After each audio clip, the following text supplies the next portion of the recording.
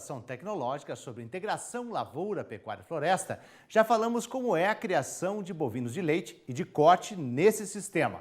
A partir de hoje, vamos destacar outra cadeia produtiva, a de ovinos.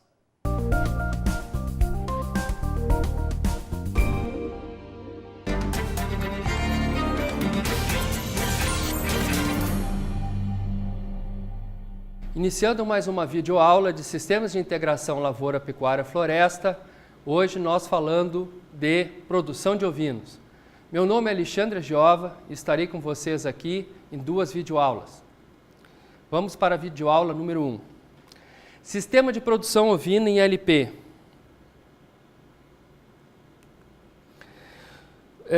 No Núcleo Centro-Oeste, nós temos feito vários trabalhos de produção de sistemas integrados de ovinos e nós temos trabalhado tanto com a parte de cria quanto sistemas de terminação. Nós temos usado como base a ovelha pantaneira, que eu a seguir vou passar para vocês o local de origem e de como surgiu esse grupamento genético no nosso trabalho, por que nós adotamos ele. Pastagens tropicais e os sistemas integrados de produção. Há algumas espécies que a gente já testou com manejo de ovinos. A semeadura e o manejo em sistemas de integração lavoura, pecuária e floresta. Como um outro assunto, as vantagens da LPE na ovinocultura. Também os entraves que a ovinocultura encontra no Centro-Oeste. E algumas considerações finais, onde nós vamos recapitular algumas coisas que a gente viu nessa videoaula. Então, o Núcleo Centro-Oeste. Como vocês podem ver, a entrada do núcleo é na Fazenda Modelo, que dista 20 quilômetros da sede da Embrapa Gado de Corte. Existe uma estrutura lá montada com salas de treinamento, com alojamento, com uma estrutura de copa e varanda, enfim, onde pode se fazer os cursos, onde se pode receber o pessoal para o dia de campo.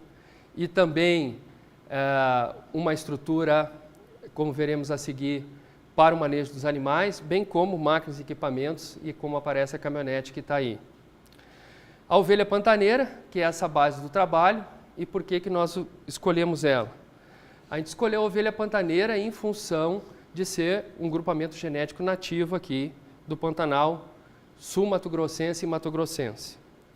No núcleo, então, nós temos instalações que foram produzidas, que foram desenhadas exclusivamente para trabalhar com ovinos, para trabalhar com manejo de ovinos. Então, são instalações que foram adaptadas, mudadas e, digamos assim, organizadas para receber os animais, uma quantidade de até 500 ovelhas se consegue manejar lá, e visando o conforto das pessoas que trabalham também. Nós temos, então, toda a estrutura. Os pisos são calçados, facilitando a limpeza e o manejo. A balança fica em local coberto, onde ficam também o brete, onde se faz, então, todo o manejo com os animais. A balança sai da linha de fluxo dos animais, de forma que você não precisa usar a balança todas as vezes que vai trabalhar com esses animais. Além de outras modificações que são extremamente úteis no dia a dia.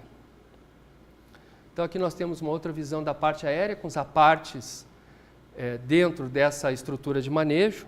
É possível se fazer até 5 apartes, então, por exemplo, 4 lotes de desmama e mais aquelas ovelhas que possam eventualmente precisar de algum manejo específico, como o tratamento de uma bicheira, como fazer o casqueamento, enfim, qualquer procedimento, trocar de brinco, colocar um brinco que caiu, enfim, é possível fazer isso com muita facilidade. E também tem algumas outras, como a gente vê aqui, à direita, no alto, algumas das implementações que a gente fez de melhorias nesse sistema nessas instalações, nesse centro de manejo, que, por exemplo, o fechamento da porteira permite, essa porteira abrange todo a largura desse corredor de acesso e, portanto, se consegue tocar todas as ovelhas sem que elas possam vir para trás. Então, você consegue ir agrupando elas e fazendo com que elas entrem no brete. Existem outras adaptações, como, por exemplo, a elevação na altura dos bebedouros, nas laterais, para que os animais possam acessar os bebedouros.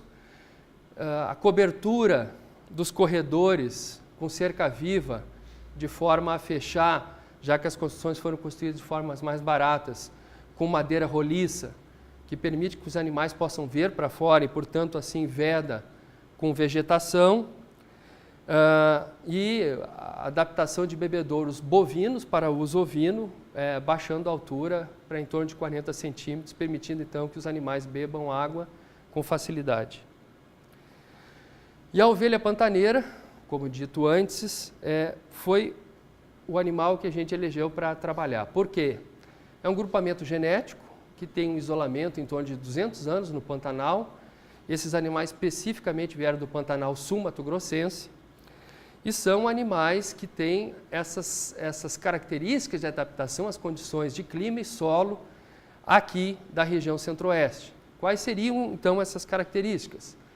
São animais de peso mais leve, acostumados a pastar em condições mais adversas, em ambientes úmidos, não tem muitos problemas de casco.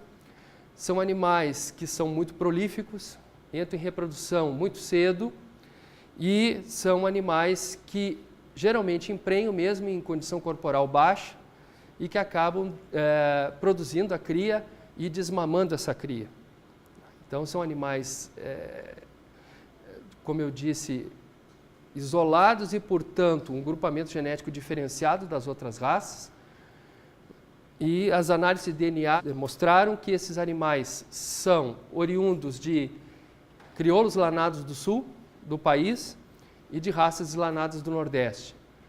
E com esse tempo de isolamento razoavelmente longo, com muitas gerações, foram animais que têm características próprias que nos ajudam a trabalhar nas condições daqui, do centro-oeste. Então, essa ovelha pantaneira sai do Pantanal, como vocês veem à esquerda, divisa com o Paraguai e Bolívia, e migram para a região central. Nas condições em que são criados no Pantanal, são animais que são utilizados na subsistência. Não existe produções comerciais ou existe pequenos comércios entre propriedades, enfim, porque existe uma certa dificuldade logística de tirar esses animais de dentro do Pantanal e trazer para o Planalto, ou seja, para as regiões mais altas, onde estamos aqui, o que faz então com que esses animais basicamente sejam utilizados para subsistência lá. Vindo para cá e percebendo as vantagens e a facilidade de manejo desse grupamento genético, os criadores começaram a produzir e nós utilizamos ele como base de estudo, porque também nos traz uma série de facilidades em relação àquelas características que eu comentei anteriormente com vocês. Nós temos ido ao Pantanal para identificar onde estão esses rebanhos, são rebanhos que têm diminuído, há a introdução de raças exóticas, de raças carniceiras, mas sem nenhum critério, em cima dos rebanhos base. E aqui, como vemos, existe o projeto da ovelha pantaneira, cuja última viagem foi em agosto do ano passado, quando o Pantanal ainda estava em condições de acesso, né? Deve-se fazer mais uma última viagem e a partir daí nós recolhemos as informações que nós necessitamos para encaminhar o registro da raça ovelha pantaneira. Bom, as pastagens tropicais e os sistemas integrados de produção. Então nós vimos lá o núcleo centro-oeste, as instalações e o grupo genético que nós usamos. E agora nós vamos ter uma ideia de como é que estão sendo criados esses animais. Então, como foi comentado, são pastagens tropicais e as pastagens tropicais têm uma característica que elas têm um valor nutricional menor, tem uma alta produtividade no período quente do ano, que aqui para nós é o período das águas, né, ou verão em outras regiões, mas são pastagens que têm um pouco mais de dificuldade de manejo, principalmente para animais de pequeno porte, e pastagens que têm um valor nutricional um pouco menor, o que nos traz algumas dificuldades que nós contornamos com manejo, com suplementação, enfim, com produção em sistemas de LP, onde o valor nutricional da pastagem é maior, de forma a viabilizar a produção a pasto desses animais para as nossas condições. Então, vamos deixar claro que a pastagem é o principal componente da exploração da pecuária de corte, e aqui pecuária de corte ovina, né? E o ganho animal, ele é diretamente proporcional à quantidade e à qualidade dessa pastagem. Ou seja, o animal tem que tanto ter acesso a um volume de forragem que permita com que ele selecione e venha a consumir uma quantidade alta de forma a se satisfazer e ter uma produtividade adequada, quanto o valor nutricional dessa pastagem tem que ser o melhor possível dentro daquelas condições de produção, de forma que esse animal consiga extrair o melhor dessa pastagem, né? E, portanto, produzir melhor dadas as condições locais do sistema de produção utilizado. Então, algumas espécies e cultivares forrageiras que nós utilizamos aqui nos sistemas de produção de ovinos no Centro-Oeste, no núcleo regional da Embrapa Caprinos Ovinos, feito em parceria com a Embrapa Gado de Corte. Primeiro, eu gostaria de deixar claro que sem braquiária não se faz produção ovina no Centro-Oeste. A braquiária é a base, aquela pastagem que está nas pequenas, médias e grandes propriedades, é a espécie forrageira presente em todos os locais. Não que não se possa ou não se deva até utilizar outras espécies ou cultivares, como do gênero Cynodon, que são as bermudas, enfim, do gênero Panicum, o Panicum máximo, né, os coloniões, mas nós temos que desenvolver sistemas que estejam baseados em braquiária ou que respondam razoavelmente bem em cima de braquiária, de forma que a gente tenha como transferir para o sistema produtivo os resultados e validá-los, os resultados também, porque os animais são produzidos em braquiária. Então aqui nós vemos o capim barandu, que é a base onde fica o rebanho de cria 365 dias por ano, sendo suplementado em determinadas épocas, como veremos mais tarde, né, a seguir nessa videoaula. O capim piatã, que basicamente é utilizado nos sistemas de integração lavoura-pecuária na terminação de cordeiros. Então o capim barandu à esquerda, em cima, o capim piatã à direita, na parte superior. Na parte inferior, braquiária decumbens, que nos traz determinadas dificuldades para a produção de ovinos, porque causa fotossensibilização. E aí nós temos que ter uma certa restrição, um determinado cuidado quando a gente utiliza animais jovens, como os cordeiros. Mas é uma pastagem que pode ser utilizada à medida que os animais vão sendo adaptados ao consumo. Basicamente, nas nossas condições, o que causa a fotossensibilização? A presença de saponina na forragem. Então, esses animais que vão se acostumando, de certa forma, a pastar, se adaptam um pouco à utilização da saponina e, portanto, tem menos problemas de fotossensibilização. E como eu comentei, cordeiros são mais sensíveis e animais adultos menos.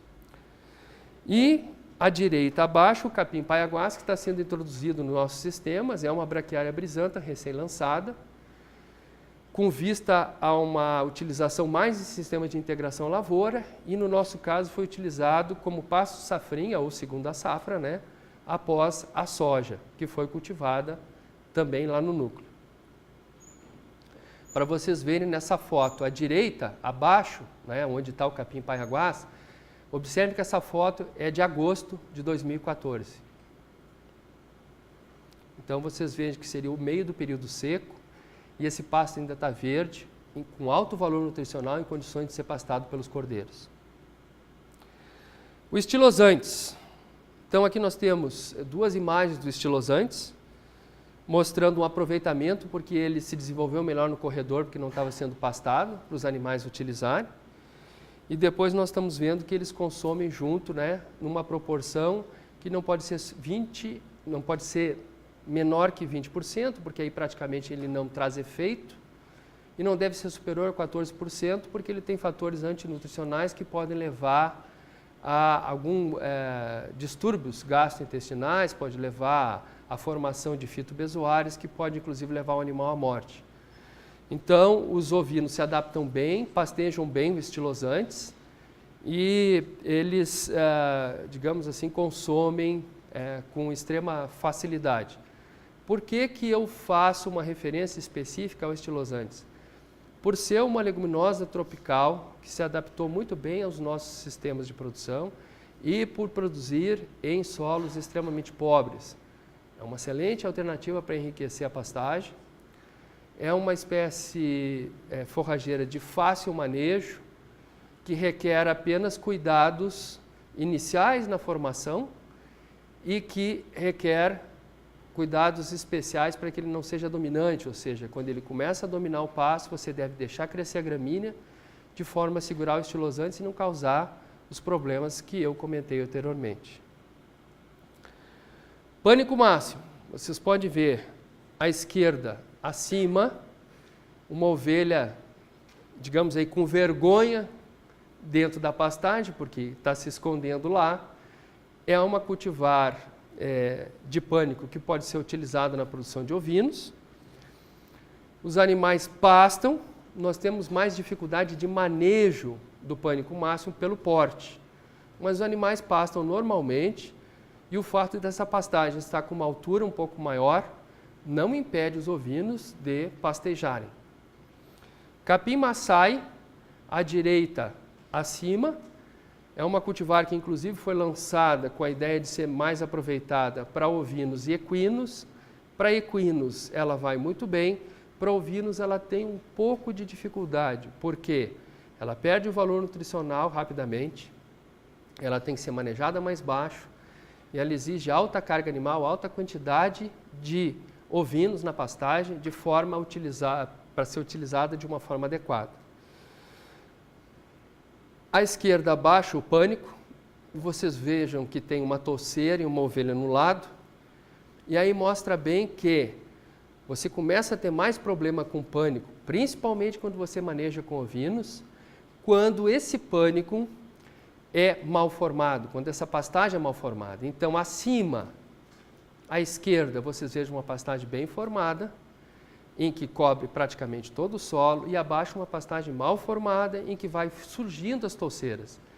E a partir desse momento que você forma uma pastagem assim, é mais difícil de manejar, é mais difícil de consertar para o uso com ovinos, e talvez aí explique algum insucesso que os produtores têm utilizando o pânico máximo na nutrição de ovinos.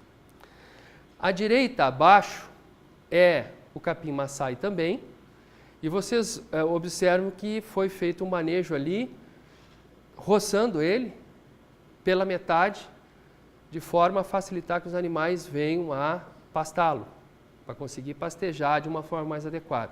O que ocorreu aí? Ele passou do ponto, não é? Estava sendo trabalhado com uma carga animal abaixo do indicado, e aí vocês veem que a gente tenta fazer um manejo de forma a facilitar o uso, mas é uma forma não adequada de utilização e, portanto, a partir do momento que chega nessas condições, uma das alternativas seria entrar com outras espécies animais, como, por exemplo, equinos e bovinos, de forma a uniformizar esse pasto e depois facilitar o uso com ovinos.